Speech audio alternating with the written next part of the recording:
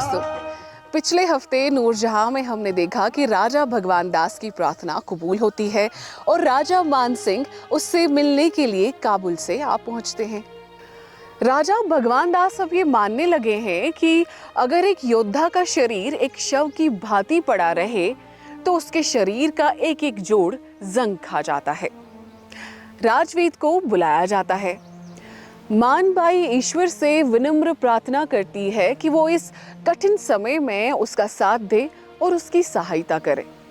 वो अब अपने पिताश्री से मिलने और उससे बात करने को तैयार है।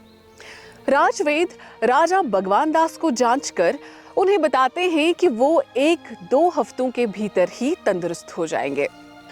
राजकुमारी जगत महारानी जोधाबाई से मिलने उनके महल आती है। वो शहजादे के बारे में बात छेड़कर इस बात की हामी भी भरती हैं कि किसी व्यवस्था के कारण ही शहजादे के बर्ताव में बदलाव आया होगा और उसी व्यवस्था के कारण ही उन्होंने उनके पास आना जाना छोड़ दिया है। महारानी बात की गंभीरता को समझते हुए उनको धादस बंधाती हैं कि उन्होंने शहजादे से बात की है और उन्हें अब चिंता करने की कोई आवश्यकता नहीं।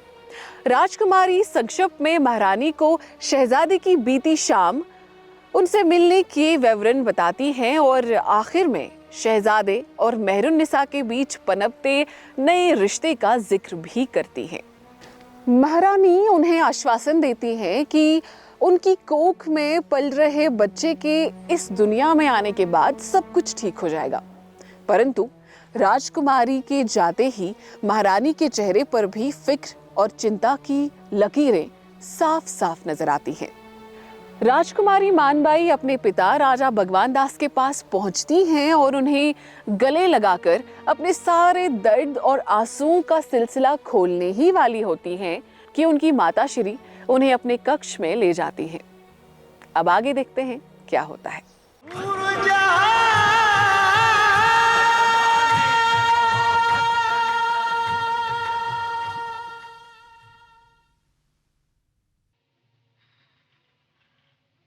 मान बेटे, तुम्हारे पिता अब हफ्ते भर में बिल्कुल ठीक हो जाएंगे। भगवान करे ऐसा ही हो, नहीं तो मेरा सारा संसार अंधकार में डूब जाएगा। तुम कुछ ज्यादा ही भावुक हो रही हो। माँ, तुम नहीं जानती मेरा जीवन कैसे नर्क बनता जा रहा है। क्या हुआ? ये तुम क्या कह रही हो? सलीम को अब मुझ में रुचि नहीं और नहीं मेरे लिए समय है। बस उस ईरानी लड़की के पीछे बावले हो रहे हैं। ईरानी लड़की? तुम किसकी बात कर रही हो? वही गयास बेग की लड़की। ग्यास बेग, जो राजमहलों की देखरेख के मंत्री बने हैं? हाँ, वही। और बिल्किस बेगम उसकी और उसके खानदान की सरपरस्ती कर रही है। और मुझे पूरा यकीन है माँ, और सभी मिलकर मुझे शहजादे के प्रेम और इस देश की होने वाली महारानी की पदवी से वंचित करने का षड्यंत्र रच रहे हैं। किसका साहस है कि वो मेरी बेटी से उसका अधिकार छीन ले? पगली, तुम काहे को चिंता कर रही हो? अतीत में मुझे आपकी बातों पर विश्वास होता, लेकिन अब हालात बदल गए हैं। अब तो किसी भी बात पर भरोसा नहीं रहा। तुम यूं ही बात बात पर बेफर उठती हो। पगली, ये तो सबको मालूम है कि मोगल राजकुमार सुंदर सूरत देकर रीझ जाते हैं। मुझे यकीन है कि ये लालसा फूल के गिर्द भंवरों के पर फड़फड़ाने तक ही सीमित रहेगी। तुम्हें काहे को डर लग रहा है? तुम उसे नहीं जानती माँ, वो बहुत चालाक है और बिल्किस बेगम ने उसकी परवरिश महलों में शहजादियों की भांति की है। बेटा, बिल्किस बेगम की गोद खाली है। उसकी बेटी छोटी उम्र में ही मर गई थी, इसलिए उसने उसको अपनी बेटी मानकर पाला है। क्या वो उसके महल में ही रहती है? रहती तो नहीं है, लेकिन रोज ही सुबह से शाम तक वही होती है। लेकिन बिल्किस बेगम ने तो उसको औपचारिक रूप से गोद नहीं लिया। लिया होता तो उसके महल में उत्सव मनाया जाता। उससे क्या फर्क पड़ता है माँ? मेरी तो समझ में नहीं आता कि मुझे इस भंवर से कौन निकालेगा। पिताश्री की भी ऐसी हालत है कि इस सिलसिले में मैं उनसे बात तक नहीं कर सकती। बेटी, तुम अपनी सास से तो बात कर सकती हो, और फिर वो तुम्हारी फूफी लगती हैं। महाबली उनका बहुत मान करते हैं, वो उनकी बात नहीं टालेंगे। तुम उनसे मशवरा क्यों नहीं करती? आप क्या समझती हैं? मैंने बात नहीं की? बात की मैंने, एक बार नहीं कई बार बात की। उन्होंने खुद देखा कि उस संगीत सभा में वो दोनों एक दूसरे की तरफ कैसे देख रहे थे। तो उन्होंने क्या कहा? सलीम उनका बेटा है, वो उसी का पक्ष लेगी। मुझे कहा तुम चुप रहो, मैं खुद इस समस्या का समाधान करूंगी। तो उनकी बात का विश्वास करो मान। अगर तुम शहजादे को ज्यादा खींचोगी तो तुम उसे खो बैठोगी, समझी? उसके साथ बिल्कुल वैसे ही व्यवहार करो जैसे कुछ हुआ ही नहीं। रिझाओ उसे। मुझसे ये सब नहीं होता। मैं अपने चेहरे पर किसी तरह का नकाब नहीं चढ़ाऊंगी। मैं तो सिर्फ इतना जानती हूं कि अगर आप सबसे कुछ नहीं बन सका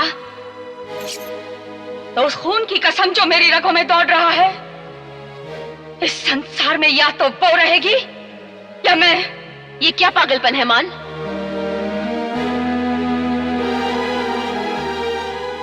एक औरत होकर आपको औरत का दुख समझना चाहिए माता जी।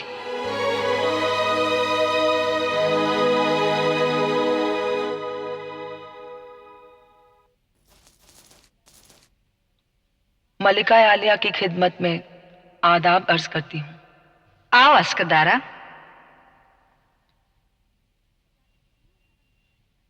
क्या कहती हैं हरम की मलिकाएं? कैसी लगी महफिल? सलीमा बेगम को तो महफिल बहुत पसंद आई। कह रही थी बहुत देर बाद उन्होंने ऐसी महफिल देखी। और महारानी जोधाबाई? उन्हें भी महफिल बहुत पसंद आई। मलिका, एक छोटी सी बात है जो मैं आपको बताना जरूरी समझती हूँ।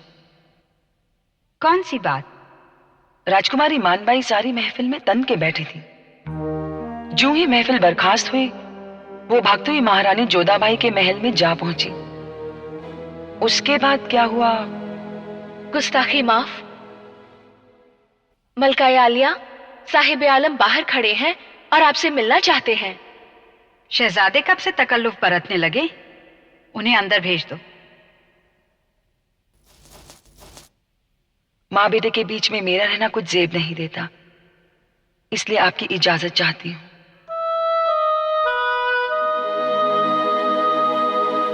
आदाब अम्मी हुजूर। आइए शहजादे। सुबह इतनी जल्दी आने के लिए माफी चाहता हूं, लेकिन मुझसे ज्यादा इंतजार नहीं हो सका। आपकी महफिल निहायत दिलकश थी। ये जानकर हमें बेहद खुशी हुई। आपकी मेहरुनिसा ने तो महफिल ही लूट ली। मुझे बार बार वो लम्हा याद आ रहा था जब पहली बार मैंने उसे आपके बाग में देखा था। याद है आपने उस वक्त क्या कहा था? आपने कहा था कि मेहरुनिसा कोई मामूली लड़की नहीं है। हमें अच्छी तरह याद है। वो सलीकामंदी और अपनी फनकारी में शायद ही कोई सानी रखती हो। तुम बिल्कुल ठीक कहते हो।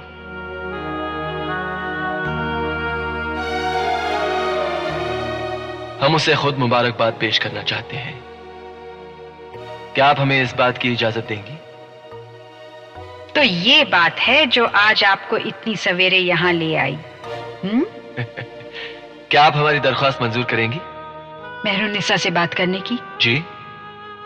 बेहतर होगा कि उस तक तुम्हारा पैगाम हम पहुंचाएं। वो आपके रूबरू आने में झिझक महसूस करेगी। आप उसे यकीन दिला सकती हैं कि हमारे इरादे बहुत नेक हैं। वो इतनी अक्लमंद है कि अच्छे और बुरे की तमीज खुद कर सकती है। क्या आप समझती हैं कि हम अपने रुतबे का फायदा उठाने की कोशिश कर रहे हैं? उसका दिल इतना मजबूत है कि उस पर कोई जोर नहीं डाल सकता। हम इसी बात की सबसे ज्यादा कदर करते हैं। अब आप हमें उससे मिलने की इजाजत देंगी? रिश्ते किसी तीसरे की मदद से कायम नहीं होते। हमें यकीन है आप हमारा मतलब समझ गए होंगे। जी अम्मी हुजूर, हम आपकी बात समझ गए और जो मशवरा आपने दिया है उसके लिए हम बेहद शुक्रगुजार हैं। क्या आज वो आपके यहां आएगी? ये उसकी मर्जी पर मुनासर है।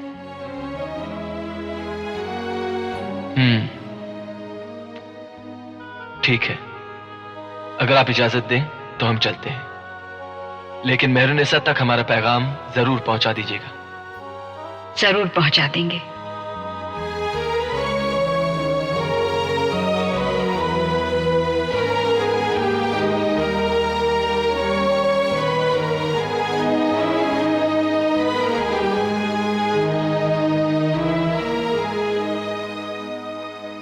आइए राजा साहब। भैया। हाँ लाडो रानी, तुम पर जान छिड़कने वाला तुम्हारा भाई। उस दिन तुम हमसे मिले बिना चली गई तो हम काफी उदास हो गए। क्या हमसे कोई भूल हो गई? आपको ऐसा क्यों लगा? आप अनुमान भी नहीं लगा सकते कि हम आपसे कितना प्रेम करते हैं। उस दिन हम बहुत थक गए थे, इसीलिए चले आए।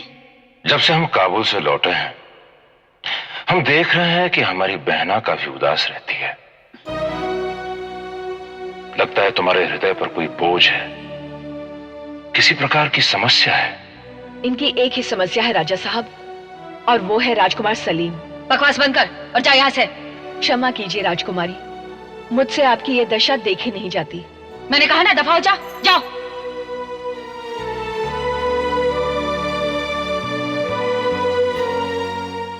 अपनी दासियों पर क्रोध करने से कोई फायदा नहीं।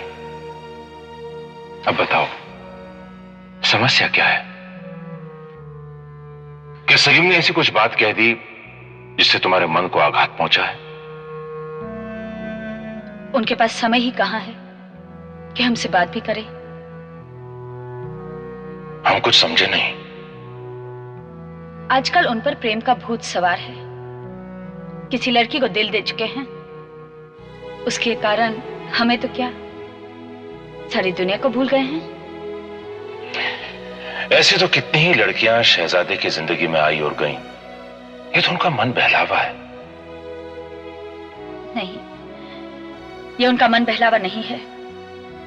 मिर्जा गयास बेग की बेटी मेहरुनिसा ने अपने प्रेम पाश में उन्हें ऐसे जकड़ लिया है कि उन्हें किसी बात की सूध ही नहीं रहती।